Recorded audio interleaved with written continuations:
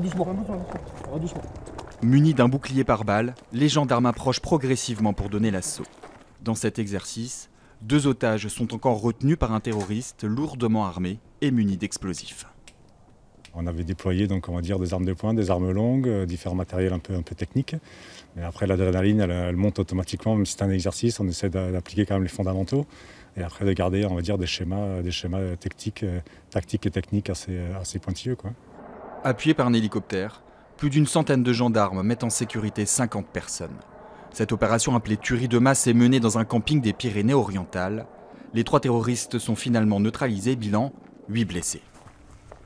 C'est un problème complexe. Vous avez une tuerie de masse avec de nombreuses victimes, une pluralité de victimes, une pluralité d'auteurs, et le tout dans un temps très court. Donc la difficulté principale est de clairement, déjà en premier temps, de clairement identifier la menace, de la localiser, de la traiter, de la fixer.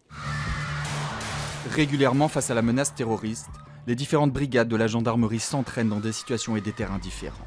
Sur ces images, ils simulent une prise d'otage dans un aéroport. Le GIGN intervient.